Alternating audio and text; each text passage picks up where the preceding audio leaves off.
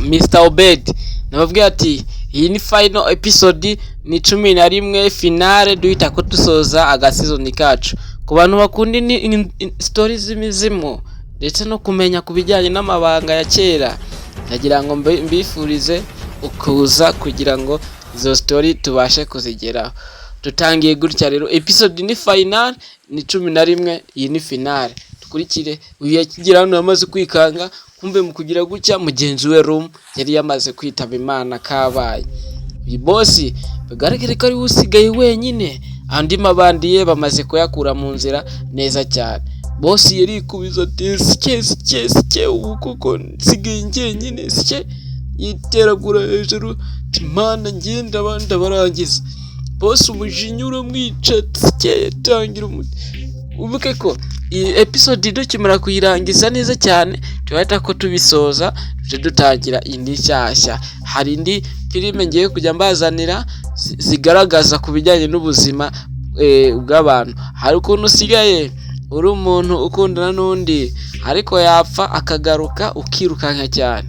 Izo story rero nta handi muzayisanga, ni kuri Mr. Obed Official TV. Kuri kintu nirebere, uriya akimara kubona ko bagenzi be bose babashoje, yahise aza arya kavari hano ku ruhande. Kurikire amaze kujya kavari hano ku ruhande aragacunga neza cyane, karagenda takatamo isansu irya kabiri, atangiye kumara abasirikare rero. Kurikire atangiye kumara abasirikare, nonaha boss yasaze rero ku burakari bwinshi. Yaraje ageze hano ahita kuramo neza cyane, agahu kagiye guhura n'umunyotsi. Boss ni indwanyi fight, azigura n'abasirikare special force batojwe bafite ikirwa, rangira mutamwishate rangira mutara ku ruhande wowe. Barabonana rero. Uyu musore ni indwanyi n'umusirikare, uyu nawe ni indwanyi, baratangira kwatakana fight. Rengira mwana we magezi, tengira kumutama yetu ko tuvuye fata kanu amutamo. Boss yuko ko ari indwanya mutama mishira ku ruhande, kumurasa nabwo se yataka, kumurasa biranga sansu fight ngo no sansu we ujama kopa n'amasansu we. Umwari we muziyo, uyu ni boss rero tweruki aramutamo kantu ku kandi. Boss yaje rero kwivugana abasirikare kugira ngo abakure mu nzira bose. Arazamwataka, aratakana fight mugeri gogo, akagashyira ngo we fata umugeri we faho nawe akira umugeri. Boss bigaragare ko agiye kubavunagura aba basore rero.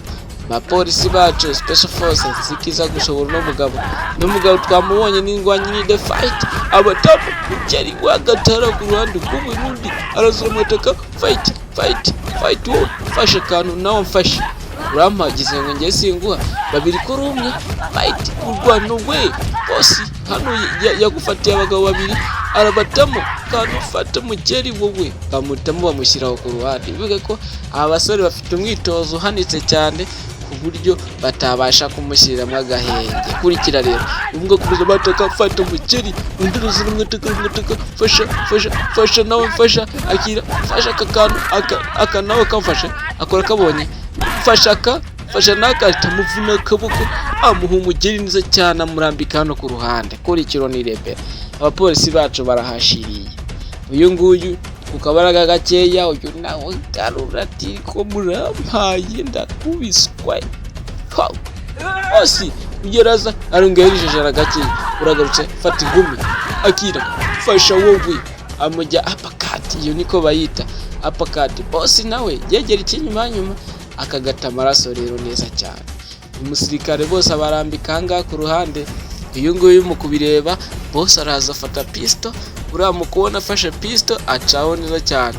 Bagabo batangira guhunga, buriya bamutamo isansu amushyiraho ngaho ku ruhande. Urashaka ucika sha, uyu baramurasa. Uyu yabonye bitazoroha ahitamo kwirukanka rero. Uriya ni afande, wibuka ko ari afande, ujya mu kugenda banga kumfata mu kumurasira kwe. Wowe kiro fasha wowe fasha sha wowe akira mfasha. Ahita kaguruka neza cyane akurikirana uriya rero kugira ngo amusoze. Mu kugera ahangaha special force wacu yari yamutegereje neza cyane, kumutegereza bigaragare ko ari cyo yizeye. Ubwo nuko yaje aturuka inyuma ye rero. uyu nguyu aramwitegereza aruhutse umutima ati waruzi ngo rero wakiruka iri shyamba ryose ukancika. Umuntu winjiye muri iri shyamba ntabwo ajya abasha kuncika ngo arivemo.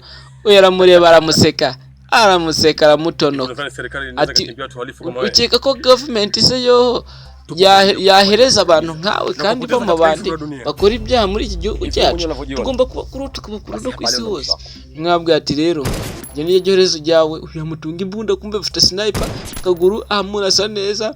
Ati wowe sniper wabo akora akazi aba nuko baje mukuza barazikocinga bavuta batazo faya kupa bamugira akayongirizo baramurashe bamugira akayongiriza kuri kirundi rebere. Abangaba babonye akazi kose bagasoje mu kugenda hari icyo bumvise umva telefone irimo irasona igusona. Ati fata iyo telefone bayikuramo bari bagiye kwigendera bamaze gusoza akazi kabo bagiye kubona bumva telefone irasohoye. Uyu nguyu arayumva neza cyane aza arimwegereza aramubwira ati telefone irimo irasona.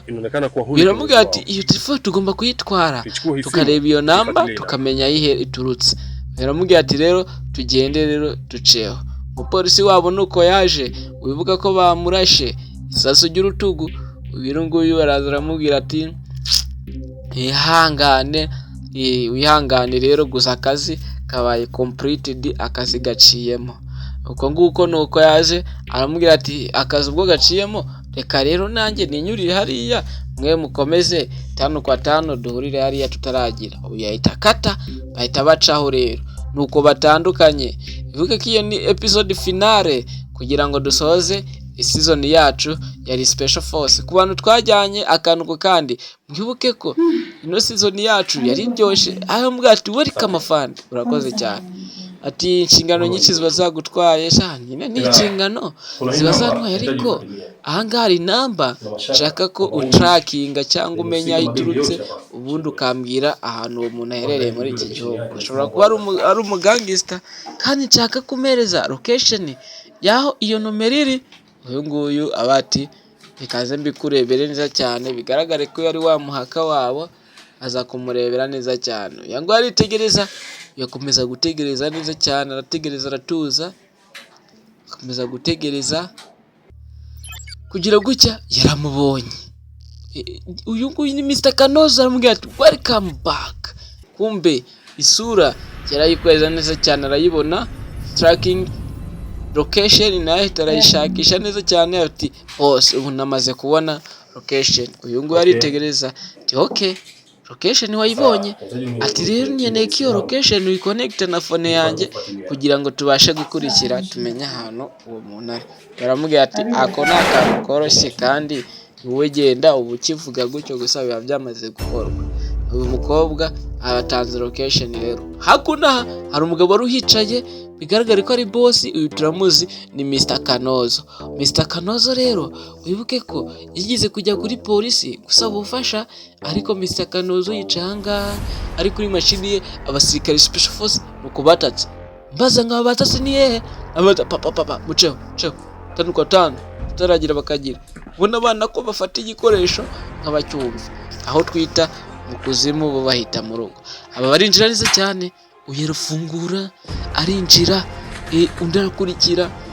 Urabona ko abana ku gikorwa ni no joke nta mikino ibihari. Abangaba barije mu kwinjira we amaboko hejuru tuza mugabo aratuza aguruka baramagurutsa neza cyane uri kubibona ku ruhande vava quickly ukamushyira ku ruhande aho ngaho ugati hindukira utera intambwe imwe gusa ujya imbere. Ugutera intambwe imwe ubiraza abika piesto arabanza agakenyereraho kurikire arabanza agakenyerera nawe banza areba no ku ruhande ugabata hindukira turn around turn back arahindukira hasi jamasi kirinda ku butaka. Ubwo n'ugushyirindanye abasirikare bagirwa nimba ari gufata umuntu no gukirinda hasi ubundi amaboko akajya inyuma. Kurikire uyu nguyu azenda umuntu zose arazenguruka arebe ko nta rindi bandi ririmo akomeza kuzenguruka hanga ku ruhande aguma areba akantu n'akandi areba bura akantu. Uyu nguyu nuko yaryamye mu kuryama atamaboko inyuma aho tuyabona uyu boss nuko bamufashe. Mabandi arashize we, Mabandi arashize na boss w'amabandi ko niko bamufashe. Uyu nguyu yakomeza azenguruka inzu yose asanga nta wundi muntu urimo. Boss yavuye yararangije akazi ke kose ati twicomokere ndabona nta wundi muntu urimo. Uyu rero nuko bamujyanye bamwerekeza kuri polisi. Kurikira we uyu nguyu mugabo amabandi bigaragara ko ari wari uyayoboye, bigaragara ko ibintu bigiye gusobanuka. Uyeje gutanga raporo yezo fund Simone Fonde afande amabandi yose twamaze kumenya harere twayafashe ya namba twazanye tukamaze kuyitrackinga turayibona ubundi twamufashe tumwamufashe twamufashe. Okay reka tujye kureba iryo bandi. Uyu mugabo arahaguruka agiye kureba ibandi bazanye iryari ryo. Uyu ngo araza arinjira na boss aturuka ikinyuma ye mu kwinjira yarikanze kupe. Boss yarikanze mugabo baraziranye ti komanda. Komanda ti polisi komanda wacu anguyu biramurye umunwa urizunguza. Uyu nguyu yakomeza gukoma ku ntebe. Uyu nguyu biramurye cyane kuko kigabo cyane inshuti ye ariko ntabwo yarazi ko ari ikigizi cya nabi. Yarakitegereje yitegereje ti Kanozo mutwura murye yari wowe kubera iki ibintu wabikoze. Narakwizeye kugira inshuti yanjye kugira ngujyana mu burinzi bw'igihugu kumbe yari wowe. Nakugize inshuti yanjye naragufashije ngufasha byinshi urangije unyikira urinjira mu gihugu wica abantu bose ndetse harimo n'umuryango wawe. N'ibiki wakoze ubwica bw'uko ngaramunikara munigati mwese ngomba kukwica we mugatafa bihagije. Ntabwo tugomba kugirira abantu nk'abo bakora ibyaha bihambaye. Ntabwo bagomba kugirirwa impuhwe na polisi kandi polisi ntabwo tugomba kumushyira mu butabera bwa polisi. Uyu mugabo agomba gupfa. Fata arabivuze uyu ngo nawe arabyitegereza neza cyane. Bigaragare ko akamubandi kashobotse gutangira kumutwikisha ipasi. Baramutwika neza cyane, baramutwika baramukubita fight mugeri, baramukubita ingumi. Wowe uravuga ndavuga ati ndaza kuvuga uraza kuvuga ndavuga ati ndaza kuvuga mbabara ndaza kuvuga. Ibi byose byaturutse herero. Uyu mugabo baramubwira ati ndaraza kuvuga. Okay Mr. Kanozo tugaruke hano rero bashe kumubaza baramubwira ati mufate nk'inshuti kandi nizeye ko nunyizera nanjye ndibuze kugufasha kukuranga. Mambwira ati rero ndaza kugufasha neza cyane nibirangira ugiye muri gereza ahubwo ngukuzemo. Yaramubwira ati ngiye icyo nshaka nuko amakuru ya buri kimwe uko byagenze. Ndabizi ko uri umunya businessman kandi nta kibazo ndibuze kuguteza kuri business zawe. Umugabo arabyumva. Rero icyo nkubaza ni kimwe, ndagusaba kunyizera kugira ngo ngukure muri ibyo muri amakuburi. Umugabo ambwira ati nuwemera tugafatanya ku bufatanye bwanjye nawe ndaza kugufasha ngukure hano kandi ntabwo wabasha kubikora ngo uve hano utamfite. Niyo mpamvu rero ndimo ndagufasha ati wemere dukorane. Umugabo ati okay ndabyumva ndakumva neza. None se ni gute nakwizera? Ati ni gute nakizera ko umutekano wanjye uhambaye? Umwe ati Mr. Kanozo nakubwira ati umutekano wawe urahambaye kuramwe amayobera ubundi ukorane nanjye ubwira ukuri kose nanjye ndaza kugufasha. Ati okay ndabyumva neza cyane. Kize uraza kumfasha kuvanga gute ubuzima bwanjye uraza kuburokora gute kandi nanjye urabizi ko nahinduka ubuzima bwawe ngaguha amafaranga menshi. Amafaranga nayaguhereza menshi cyane ngiye kugira n'umukire kandi abantu nkawe ntabwo baba bafite ko baba. Rero niyo mpamvu ugomba kumfasha ubundi ubuzima bwawe nkabushyira mu maboko yanjye nkagutunga neza cyane ukabona ko ukabona amafaranga ahagije. Atubona bigira akabazo Mr. Kanozo jewe none nta kindi cyanzanye hano no kugufasha. Rero nutabyemera nutagira ikintu mbwira ndeza kukurekera ngada kandi ndabizi ko ntago wahava utamfite. Okay uransezeranyije? Nawe ati nakiriye uko nsezeranyije. Ndi umunya businessman kandi gukora business ibisaba ubwenge twatangiye amubwira ati bisaba ubwenge. Ndibuka igihe nazaga hano guhura na komanda nibwo byatangiye. Ati komanda naje nje kumusaba umutekano, yaje nje kumusaba umutekano ndebe ko yandinda.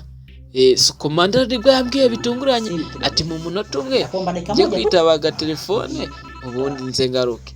Ko niko komanda yaje gusohoka. Ibi twarabibonye muri episode zabanje.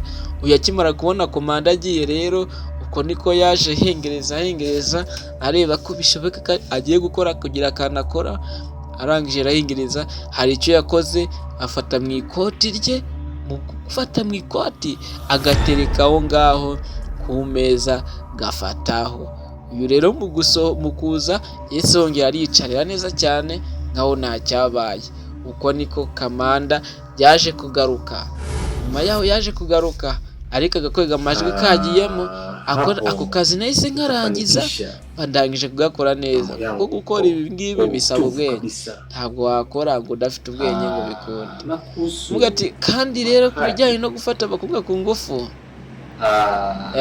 ku bijyanye no gufata abakobwa ku ngufu, ngiye nkunda kurya ibintu bishyashya gusa.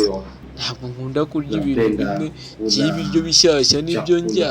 Ntabwo narya umumeze ndya ikintu kimwe gusa.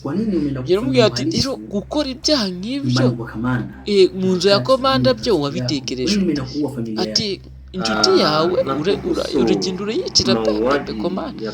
Ati kwicira komanda ati ni nk'uko wafata umurima ukawutera mu muti, kandi umurima iyo watatswe n'ibisimba bikeneye kuri buze gukenera umuti kugira ngo ibyo bisimba bize kuwuvamo.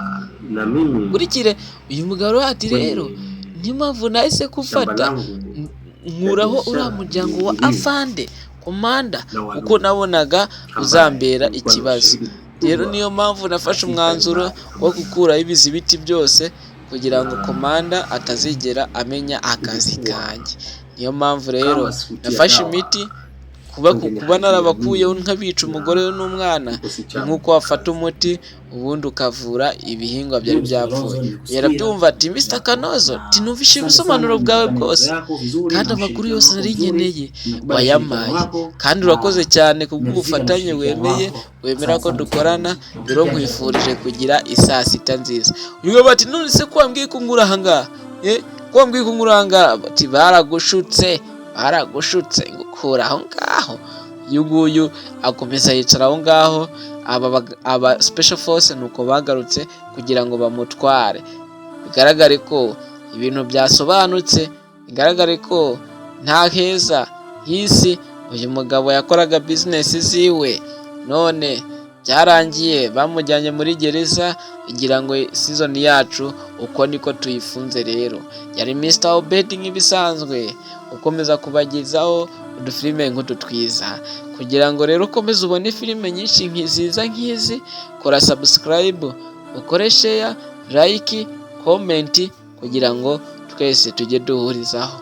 Waragakunze akangaka twandikire utubwire ati aka naragakunze neza cyane. 5 kwa 5 ari Mr. Obedi, kandi ndakomeza kubagezaho utuntu twiza kuko filime nyafurika zirahari kandi turazikora.